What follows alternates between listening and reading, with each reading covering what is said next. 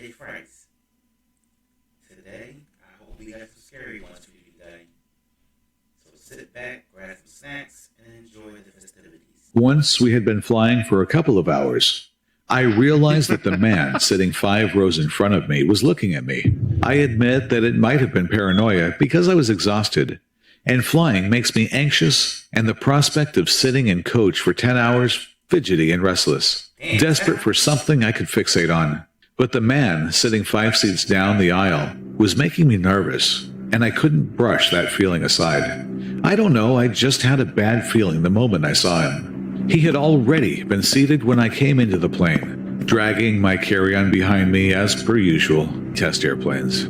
I was stuck in the narrow corridor waiting for the guy in front of me to stop struggling with his oversized luggage inside the overhead compartment, his wife cursing angrily at him in quick Spanish. I looked away, trying to keep my irritation under control, but it would feel longer if I couldn't keep calm. That was when I met the man's eyes. I described them. He had one of those normal faces, nothing remarkable or memorable about it. Plain brown hair, plain brown eyes. Not too thin, not too fat. I don't even think I could easily pick him out of a lineup. I couldn't even tell if he looked sad or happy. Just very plain. Despite myself, I just smiled a little bit. We are all travelers in pain, aren't we? He didn't smile back. The guy in front of me cursed again and started trying to shove his carry-on luggage under the seat in front of him. I watched him for a while, and when I looked around again, the unremarkable man was looking at me. Same blank expression as before, except for the smallest wrinkle in between his brows. The only indication of any kind of thought of feeling. It was impossible to read his face, but I couldn't help but think that I had piqued his interest. It was a relief when I was finally allowed to move along, leaving the man behind. I found my seat, stored my bag above my head and my purse under the seat before me, then put on my headphones and tried not to think too much about how I couldn't stop a plane from crashing, or how much I hated when things were out of my control. Having the aisle seat, I could see the man, his fingers drumming the armrest as people poured into the plane, in between bodies and luggage. I think I caught a glimpse of him turning his face around, trying to get a glimpse of me, but he didn't do it again once the plane took off. I guess it's difficult to be a creep when you're trapped in a flying metal box. I did see him glance my way once, but after that, he started fumbling with his phone, so he might be distracted. I couldn't tell where he was from. That was a direct flight from Toronto to São Paulo, so most of the passengers were Brazilian tourists or immigrants, such as myself, going back to visit their friends and family. The guy didn't look like anything, so he could be Brazilian, I suppose, or Canadian. There are some pretty weird types in Toronto. Maybe, I told myself as I watched him fumble with the phone, maybe he is just a nervous passenger, like myself, someone who hates flying just as much as I do and is just heading to a Brazilian beach to escape a harsh Canadian winter. And that was when I realized his phone was off.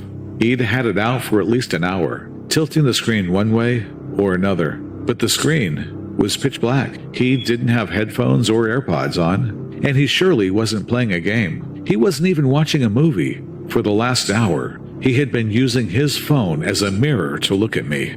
Somehow, I was his in-flight entertainment. Don't look worried, I told myself. Looking worried would make me look weak, and I didn't want him to think of me as an easy target.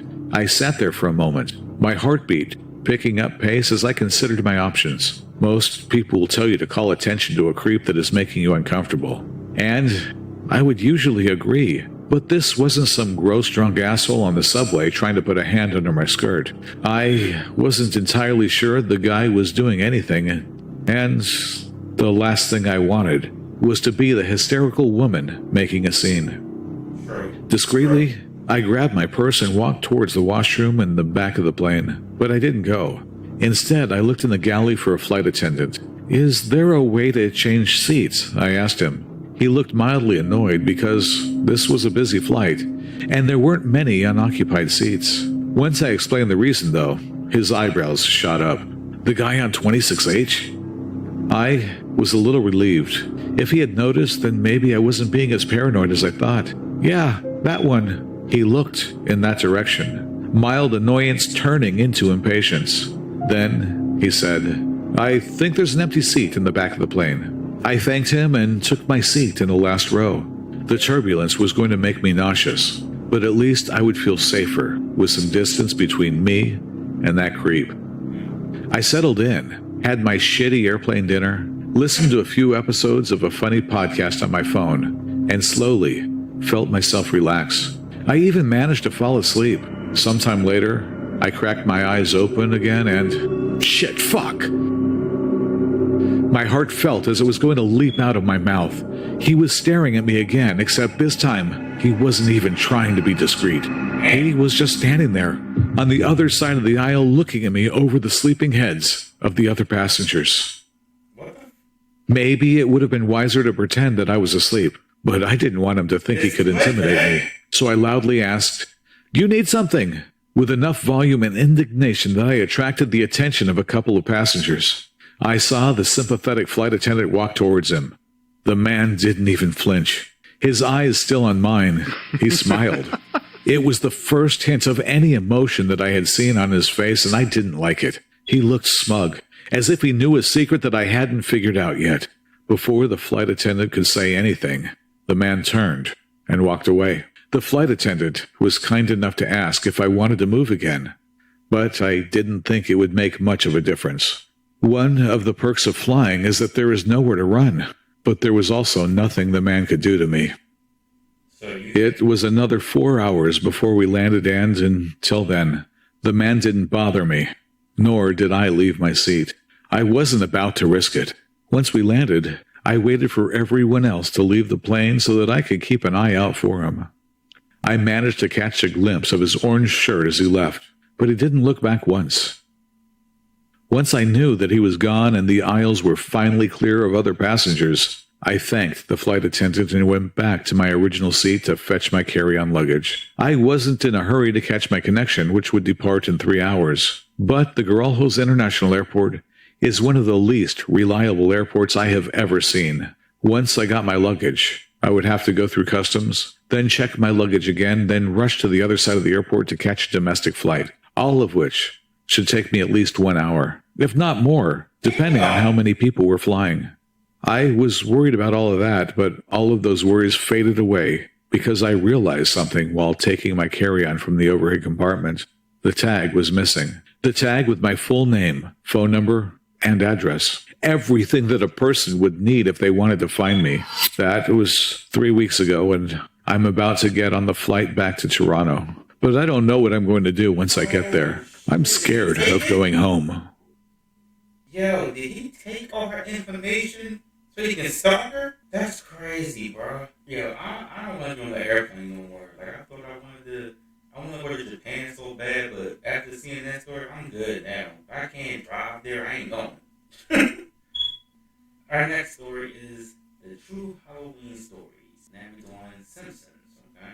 Last year I ever went trick-or-treating would forever traumatize me to this day. It started out when my friends and I decided to dress up as the Simpson characters, which was always good for the candy haul. I went as Bart because of my spiky hair. My best friend was Milhouse because he naturally wore glasses. Our other friends went as Ralph since he was a bit chubby, and the other went as Nelson since he had buck teeth. Everything about the night started off like normal, with the exception of the fact that the whole neighborhood seemed to be just a little dead, and not in a spooky way either. For that reason, we weren't able to collect as much candy as we'd hoped for. After a couple hours of roaming through our neighborhood, we started to get the feeling that we'd hit just about every house. Things seemed to be wrapping up early as a lot of the last houses that we walked by started turning off their lights. Then, when we weren't too far from getting back to where I lived, we came across a small, dingy, rundown house, which was the only house in the neighborhood with their porch lights on. The house didn't have any decorations other than a for sale sign on the front lawn. That's when I asked, "So are we gonna hit up this house or just call it a night? As much as I'd like to beef up this lousy sack, I'm not sure I'm trying to deal with him." Who? Oh shit. Bro. Yo, call it a night. Yo, just call it a night, bro. It's over. Like, hit up a Walmart, Walgreens. They'll give you some candy, but yo, bro, call it a night.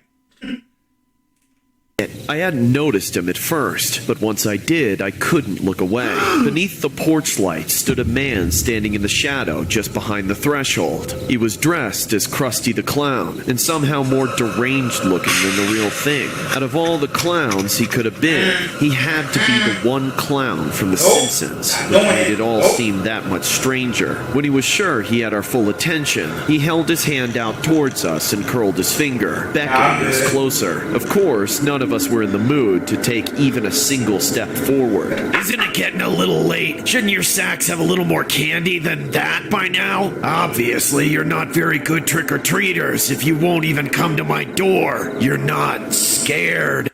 Yo, I didn't know trick-or-treating had a skill set. Like, I didn't know you need to have skills for that.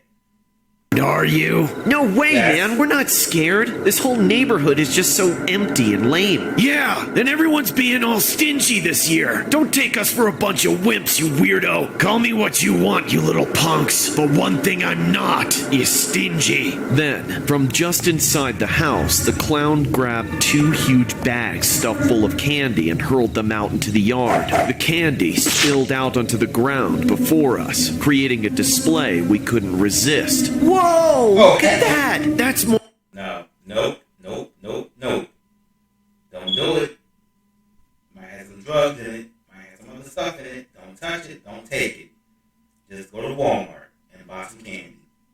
More than all of our candy combined. We were so distracted by the horde of candy that in the very next moment, that crazed clown was rushing towards us and getting in our faces, grabbing at us and shoving handfuls of his candy into our bags. Okay, first of all, you get kicked in the nuts. Kick him in the nuts and run away. I'm good. Take it. It's all yours. What do you say, huh?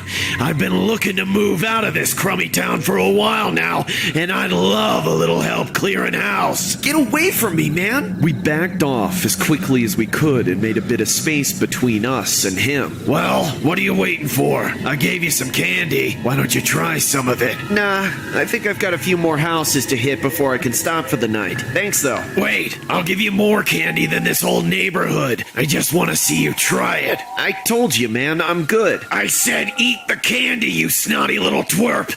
How about you learn to respect your elders, huh? I could remember shitting bricks when I saw my other 2 friends shovel as much of this creep's candy into their bags while he was focused on me. But it wasn't long before Krusty looked behind the 2 of them in the process of robbing him blind. He immediately let go of me and pushed me to the ground, and while he screamed in rage, he unsheathed a machete from his oversized clown pants. We all moved to scatter as I threw my bag of candy at him. The clown instinctively took a large swing of the machete and the bag split open, exploding with a shower of little candy wrappers. I had enough time to find my footing and started sprinting, but Krusty was close behind. He chased us all down the street, screaming and waving his machete at us the whole time, despite being slowed by the elongated Yo, this reminds me of the one time I went trick-or-treat with my family, with my wife and my kids, and we was going to a certain house,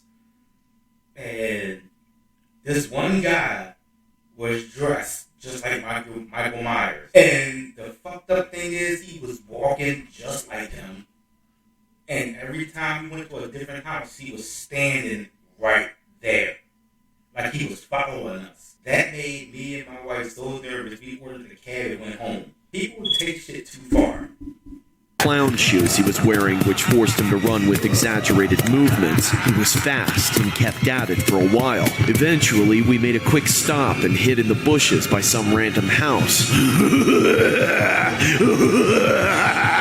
I remember seeing him sprint past us as we held in our breath for dear life. We waited until the coast was clear, in which we slinked out and snuck back to my house. However, we still didn't feel safe. I realized that the house we saw Krusty at was just a few doors down from mine, and after the chase, we were all on edge. All of my friends managed to keep their candy sacks, while I was left empty-handed. I made a quick call to my dad and told him the situation, in which he said he'd be home immediately. After that, we all just sat in the dark, awaiting my dad's arrival.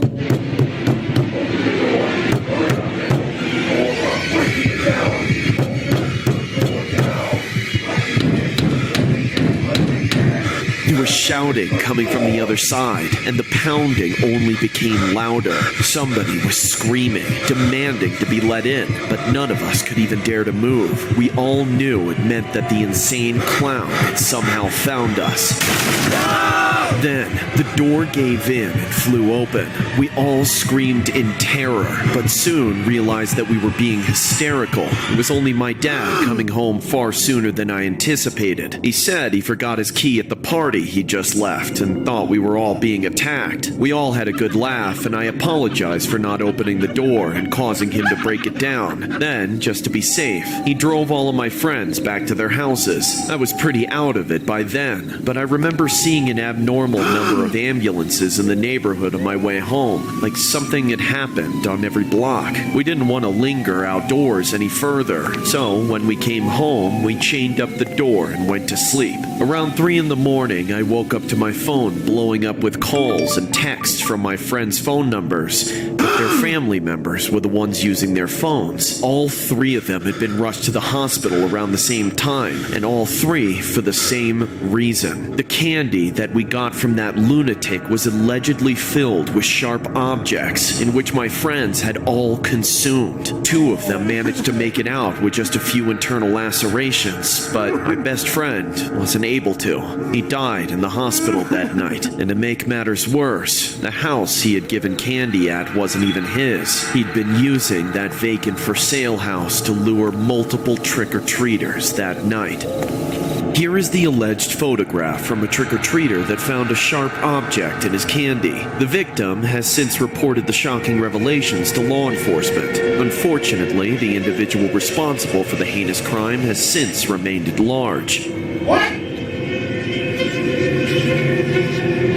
do y'all attack kids, yo? Alright, our next video is from Meat Cannon. Pumpkin Spice.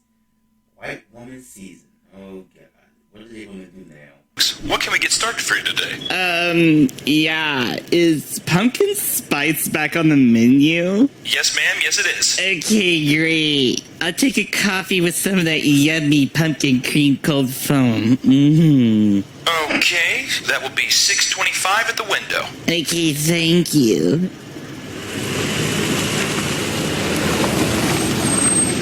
Hello, here's your coffee. The person in front of you paid for your order, so you're all set. Wow, really? That's so kind of them. So many kind souls in the universe. I'm just so happy the pumpkin spice is back. Yeah, no, it's certainly popular. Okay, love, thank you. Yep, thanks. Bye. All right, have a great day.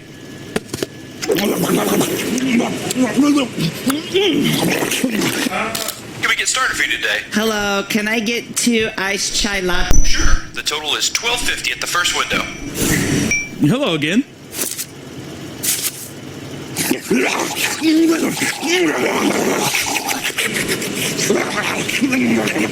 Is it really that good?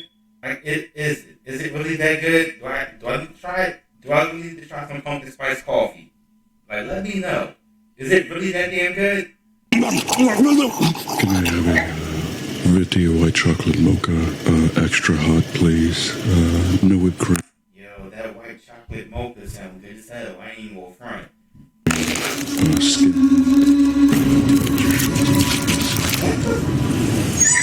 Welcome to Pumpkin spice latte!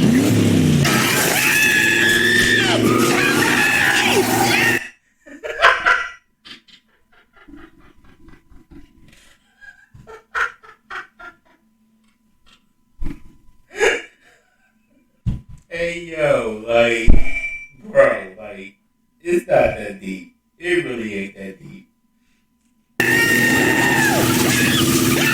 Oh my god. Oh my god. Give it up. What is this? It's a white chocolate mocha. It was for the woman in front of you. Bring me pumpkin! Go back there and get it for me!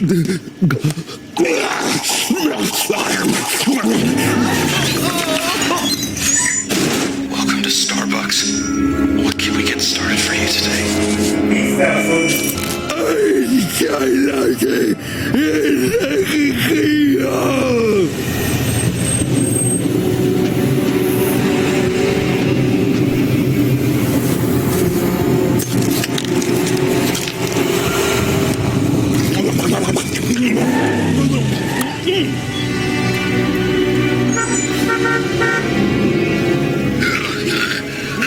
Please pull forward. Yo, I would quit my job, bro. I would quit. If this was actually happening, I would quit.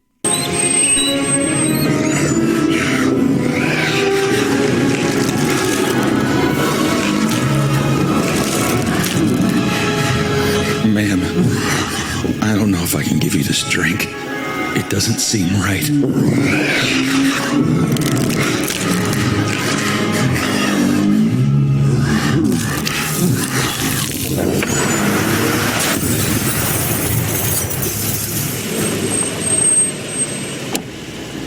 Welcome to Starbucks.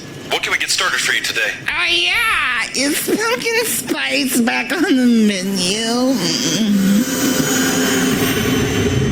Those of you who watch my channel and y'all wait for pumpkin spice to come back on the menu, y'all probably don't want to do that shit no more, do y'all? Y'all can thank me, Candy, for that. Tell them I sent you. Our next story is True Halloween Horror Stories, #1. My name is Alan. I have a wife and 2 young daughters. I'm just an ordinary man who has a boring office job. But what I'm about to tell you is something incredible. For this story, I need you to open your mind as much as you can. I won't judge you if you don't believe me. To tell you the truth, if my family hadn't gone through what I have, I wouldn't believe myself either. It all started when we moved into this house where my parents had lived all their lives. My mother had recently passed away and the house was uninhabited.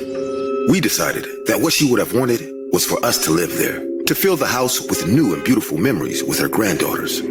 What we didn't know was that we were not going to be alone. At first, we only heard strange noises in the house. The children would tell me that they saw people walking around at night, that the doors would open and close by themselves, or that the doorbell would ring by itself. I can't deny the noises, but the kids had never lived in a big house, so the rest was probably a product of their imagination. After a while, even I could deny what was happening. Doors opened and closed on their own without the slightest drop of air running through the house. The faucets... I've seen enough horror movies in my lifetime to know if doors are opening and closing by themselves, you leave the damn house. Opened and some rooms were freezing in the middle of summer. All this would have been enough for me to leave except for one detail. I was sure that the presence that inhabited the house was my mother. At first, I was afraid, but eventually I began to hear someone humming a familiar song. It was the same one my mother used to sing to me when I was little. My family didn't seem very convinced of this, but I convinced them by making them see what was going on in the house. Had never hurt any of us in any way. Everything was fine for a while. We tried to get used to what was going on, but things started to get worse. Some dishes started flying dangerously against us. The kids felt constantly watched, and even I started to get a strange feeling that something bad was going to happen. Was my mom mad about something? Or was there something else in the house? We had only one way to find out. Ask her. The day we chose to do it was Halloween, since that was the night when all the spirits are most active, and all the paranormal activity... That's the worst thing that you can do. Why do y'all want to get a Ouija board? We bought a Ouija board with my wife, and no one looked at us worried. Apparently, everyone bought them for this date. When the night came, The girls went to a friend's house to spend the night and ask for candy. So the house was only for me, my wife, and my brother, who proposed to help us with the process. Playing with the Ouija board on Halloween. How fitting, right? Make one more joke and I'll go trick-or-treating with the girls. Mothers-in-law are really scary, aren't they? Without further words, we started to play. We started asking her simple questions like if there was someone on the other side or if she lives with us in the house. But when we asked her if she was my mother, the board went to no, and the mood changed immediately. Alan, it said no. Is my mother with you? Well, can we talk to her?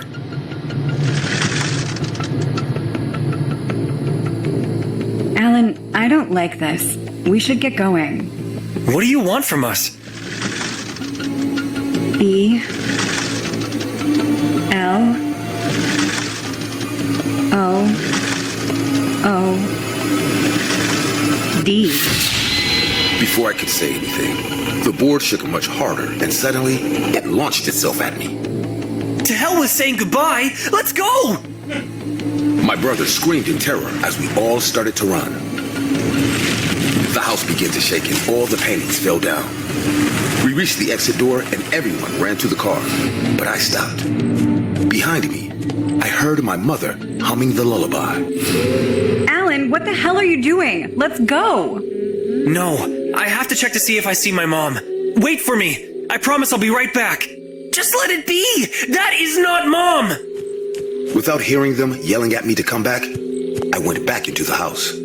Maybe it sounds crazy. Hell, it was probably crazy. Yeah. But I wanted to hold on to the slim chance of seeing her again one last time. I went into the room where we played. I love my mom very much. Very, very, very much.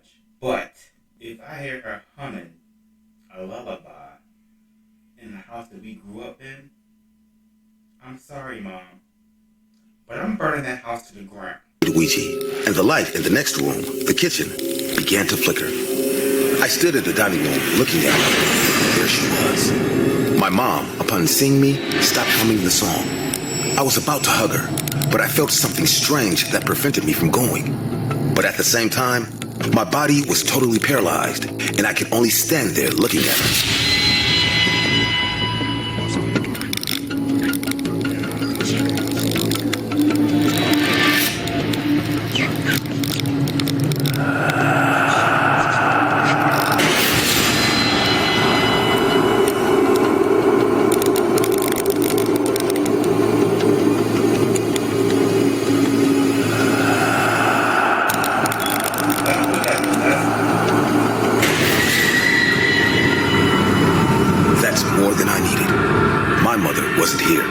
She never was, just something that played with me from the beginning.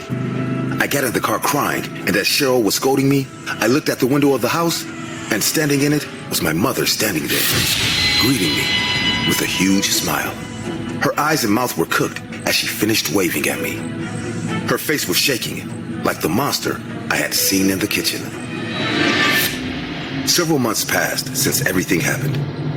After my brother put us up in his house, we were able to raise the money to move out on our own again. We did not suffer any paranormal event again, nor did we try to sell that house. We do not wish that nightmare on anyone else. From now on, no more ghosts. I will only spend time with my wife and daughters. It's what my mother would have wanted. Mom, I love you very much. I will burn that house down and have no second thoughts about it. Next up, True Horror Stories. Wendy.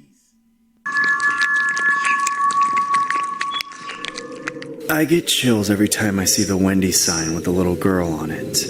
I know that sounds weird, but you'll probably feel the same by the time I'm finished. It's all because of this one time back in the 80s, when I would still go there.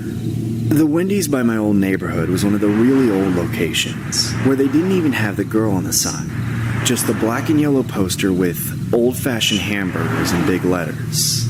But of course, everyone already recognized the trademark big I've seen a couple of those recently. Smile and red pigtails. And that was the whole reason I went to Wendy's. Just about every day on my walk home from school, I go a couple blocks out of my way just to pass by and see if a certain someone was working that day. And when she was, I'd always go inside for my usual order. It's been 40 years since those days about her. She worked at the register most days of the week, and she was sure the face of the business. She looked as close to the cartoon of the red-headed girl as anyone ever could, but as a fully grown woman. 17-year-old me couldn't get enough of her. I cherished every moment of small talk I could manage, and it made my every day just to know that she recognized me. We even had a little rapport going. Hey there, Jack. How are you today? I'm doing just fine now. Now that I'm out of school, I mean. And will it be your usual order again? Number 1, no tomato? You know me so well. She must have been 5 or 6 years older than me, but I didn't care. I fantasized, I'll admit it. I started looking. What can I say? The older women just hit differently. I should know. I married one. Love you. Forward to going there to get me through the tougher days at school. I definitely didn't tell any of my friends about it, though. I swear I wasn't planning anything weird, it's just teenage boys are passionate, you know? But anyways, I got familiar with the routine, so I was quick to notice when something was out of the ordinary. There was one day that I almost didn't go in because of the long line of customers waiting at the register, but then I saw the red hair. I got to the back of the line, and through all the grumbling of impatient customers, I was able to see and hear an argument between the girl and her boss in pretty clear detail. You're late, again! Don't you see how many customers are backed up? It wasn't my fault! I got stuck in traffic! You expect me to believe that garbage for the 5th time this month? Do you understand how many customers I watched walk out while you left the registers unstaffed? Do you understand how much money you're making me lose? I can't afford for you to keep this up! Why can't you get someone else to run the register, huh? Why don't you do it? You're so out of touch. You'd run these people out the door with your attitude. I keep them coming back. Oh, please. It's all in your looks. You don't do a thing I couldn't. I'm about to quit if I don't get some respect. I'll take that as your 2 weeks' notice unless you get to work. From that point on, I couldn't tell what happened. They quieted down too much to be heard, probably on purpose. But the line got moving eventually. And after a while of waiting, I finally got up to the front. She looked like she had had a crappy day, so I did my best to cheer her up. Hey, don't quit, okay? Or I won't get to hang out with you anymore. Oh, don't worry. I was bluffing. I can't quit. I'm too broke. Well, I've got just enough money to keep buying these burgers until I get your number. Maybe you'll get that with your first burger as an adult.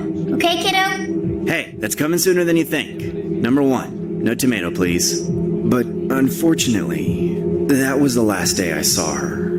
Well, the last day I spoke to her. I came by the very next day. The first thing I noticed was that they'd updated their sign to have the Wendy's girl. I thought it looked alright and pretty accurate, but I didn't really see why it was necessary. Regardless, I went inside without looking. Well, I preloaded a joke about how she finally made it big or something. But when I entered, she wasn't there. Somebody else was at the register. Her boss. I stood in line anyway just to ask, "Hey, boss man, where's Wendy?" Place your order, please. Okay. I didn't order anything. I just walked out without a word. I didn't like Wendy's food that much. I just came through for the girl. I figured she quit, which admittedly stung a little. Despite that, I continued to walk by every day the rest of the week, just to take a peek inside and see if she was working again. I never did see her behind the register, but I did notice something else. That sign, the one I thought they'd upgraded, it seemed a little off. Day by day, it changed, shifting slightly, warping, slipping, changing in color. And then, in one world-shattering moment, it dawned on me. The face was only on one side, and it was not the official Wendy's mascot. It was her. The girl disappeared at the same time the face appeared on the sign, and the more I looked, the more obvious it became that it was no cartoon. As I stood there, jaw dropped to the floor, I swear I saw it slip down another inch or two, becoming clearly lopsided. The smile got cut by a wrinkle in the skin, turning it into a desperate, soulless frown. My memory of the following few months is pretty spotty. I suffered a mental breakdown in that moment. that I didn't recover from until I'd spent a few weeks in a psych ward. Though I do remember a few details from the court case, which was the talk of the town for a long time. It was her boss that killed her, all because she showed up late to work a few times. And he thought she'd attract just as many customers up there as she did behind the register when she was still alive.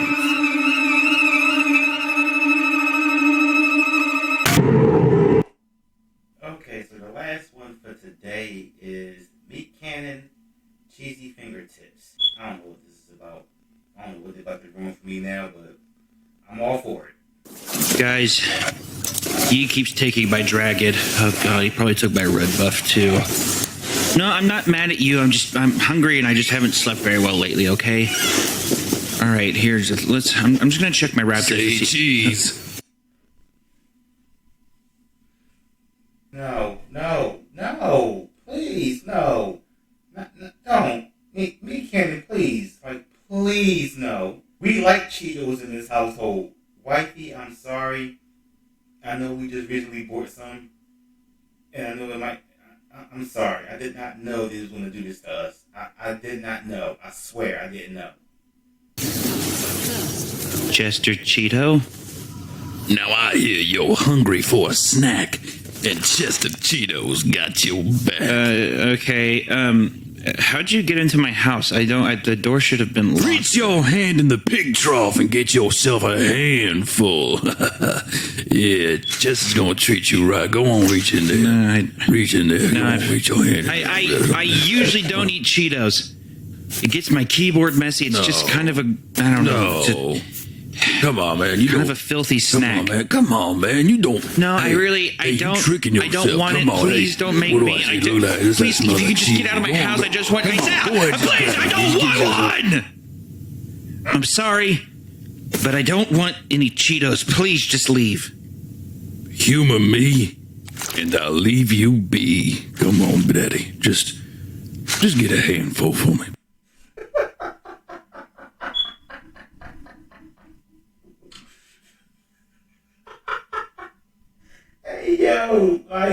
He remind me of this. Remind me of one of the people that be trying to sell you cologne while you waiting for the train or the bus. And he's like, "Yo, come here, come check me out." I'm like, "Nah, I'm good." Like, come on, bro, come check me out. I got some stuff to make it smell good. I wonder if Meat Cannon could do a episode about that. I'm giving y'all ideas here. Like, they be in the subway trying to sell you some stuff and be like, "Nah, you good," and they just get mad and make you buy the shit anyway. Please. Fine. Oh, yeah, there you go.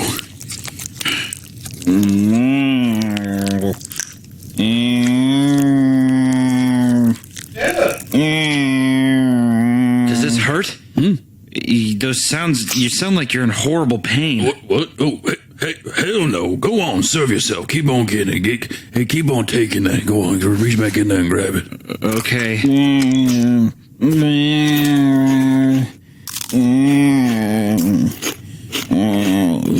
Go eat it. Put it in your mouth there. Eat it. Oh, I feel lightheaded. You feeling cheesy? What the fuck is this? What is happening? The Cheetos are coated in scopolamine and lidocaine. Help! Here we go. Help! Now, I'm not gonna leave you with dirty tips there, Sonny. No!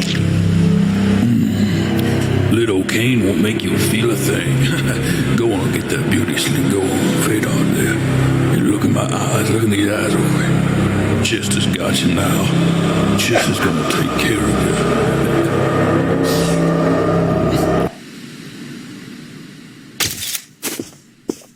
Sir, in here. We got another victim. My God. What kind of sick bastard would do this? Sir, I think he's trying to leave you a message. My God.